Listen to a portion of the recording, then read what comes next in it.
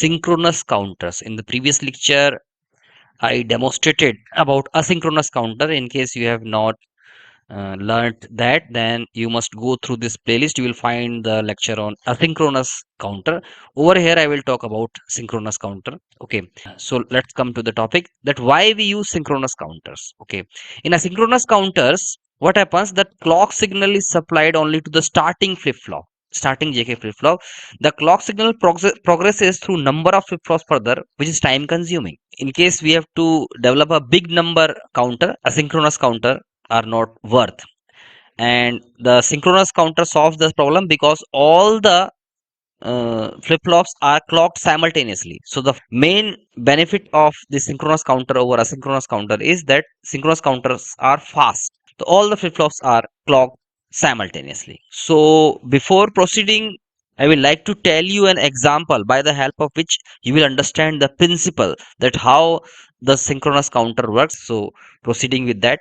So we will take an example. This is just an imagination which will clear you the principle of how a synchronous counter works. Okay, over here you can see these are binary numbers. This is 0000, so 5 digit binary numbers. Okay, and to the right hand side I have written the decimal numbers. Okay, so this is number 0, now this is number 1, then 10, this is 2, 11, this is 3.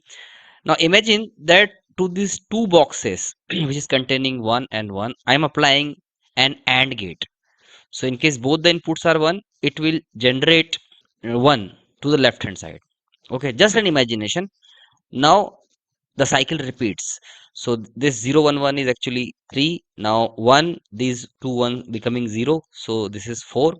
Now 101, this is 5. 1106, 1117. Now again, in case I am applying an AND gate, 3 input AND gate, in which the 3 inputs of these ones are rendered, then the output of this AND gate will be 1, which will create 1 over here. Okay, now the cycle repeats. Okay, 111.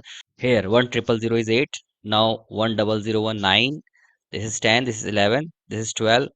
This is 13, 14, and 15. Now 4 ones are there. So we have to generate 1 over here. One more AND gate I am applying, to which the inputs are these 4 ones. These 4 boxes are the input. Okay, so it will generate 1 over here, and like so on.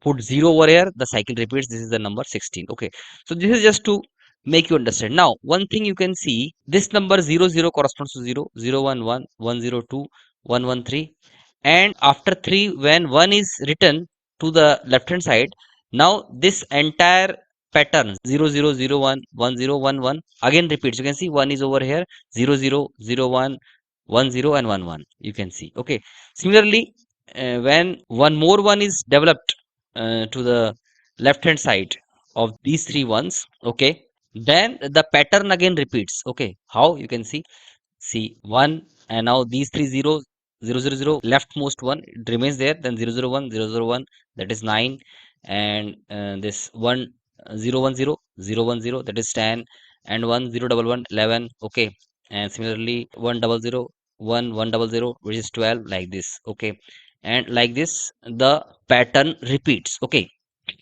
now coming back, so this is the circuit diagram of a synchronous counter. You can see that there are 4 flip-flops like this. Okay, yellow, purple, red, and blue, and this is the clock coming from right hand side. So all the flip-flops are connected to same clock signal, means all the flip-flops are clocked simultaneously, and it is a 4-bit counter, means maximum 4 digits binary number can be counted by the help of this.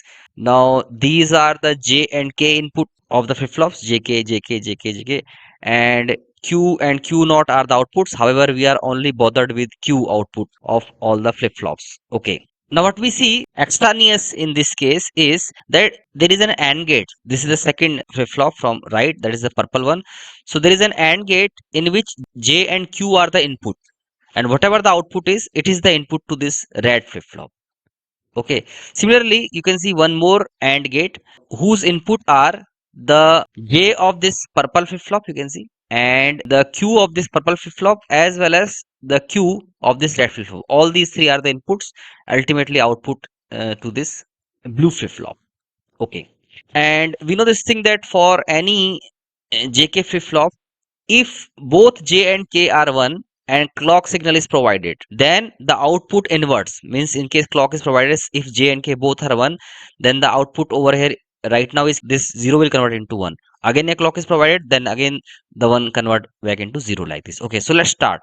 Let's give the first clock. So when we will give the first clock, since this first yellow flip flop, the J and K are 1. For other cases, we can see that J is 0, however K is 1. J is 0, K is 1. J is 0, K is 1. So for other flip flops, the K will remain 1. Okay. Only for this first flip flop, J and K both are 1. Now let's input the first clock signal. This is clock 1. So when clock will input, the output of this yellow flip flop will be 1. Initially it was 0, output will be 1 because J and K are 1. For rest of the flip flops, nothing will happen because initially the J of all the flip flops were 0, however K was 1. So when clock 1 is provided, then Q of this yellow flip flop will be 1. That is the input of this purple flip flop. Okay. Now what will happen in case the second clock will be provided, since J and K for yellow flip flop is 1, so this one, this Q of yellow flip flop will convert into 0, and this purple flip flop also J and K both are 1. So the output of this purple flip flop, that is Q of this purple flip flop, will become 1. So clock 2 like this. Okay. So clock 2 is provided. So here the digit is 0 and here it is 1. Okay. So 1 0 means what? In decimal it is 2. Initially it was 0 in decimal, then 1, and now it is 2. Okay. Now clock 3 is coming. When clock 3 will come, since J and K of this yellow flip flop are 1, so this 0 will convert into 1, and rest of the flip flop J's are 0. So only here the number will change from 0 to 1. So this is clock 3. So you can see it has been converted into 1. So this number 1 1 in decimal it is 3. Okay. Now what we can see, that for this purple flip flop, J and Q both are 1, which is input of this AND gate. So that will output 1, and that 1 is actually input to this red flip flop. Now for this red flip flop, J and K both are 1. Now in case fourth clock will be provided, the yellow flip flops output will be 0, as well as the purple flip flop output will also be 0. Okay. However, this red flip flop, again J and K are 1, so its output will be 1. Okay. So it will give what? 1 0 0. So like this, 4 1 0 0, that is the number 4. Okay. Now fifth clock pulse come, then the yellow flip flops output will be 1. Okay.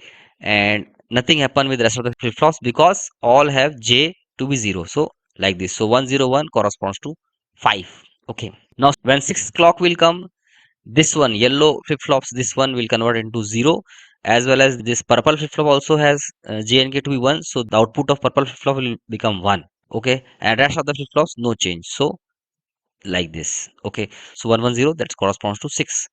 Now again when 7th clock will come, this 0 will be 1 and nothing will happen with the other flip flops. Okay. So like this, so triple 1 is equals to 7. Now what we see, that the input to this AND gate, you can see one is going inside, as well as one is coming from here, that is going inside, as well as one is coming from here, that is also going inside. So it will output 1. So that output is provided to the J of this last flip flop, that is the blue one. Okay. So in case the 8th plus pulse will be provided, what will happen, this one of yellow flip flop will convert into 0, and this one of this purple flip flop will convert into 0.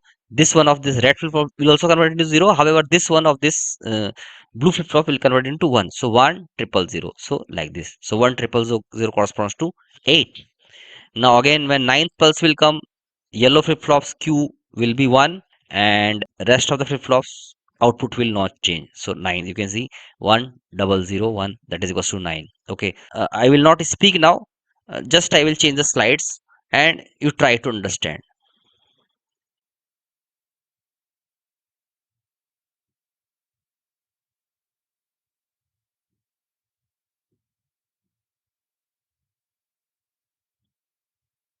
Okay, so the last number 15 has come. Okay, so I hope by this small lecture you would have understood that how the synchronous counters works. Thank you.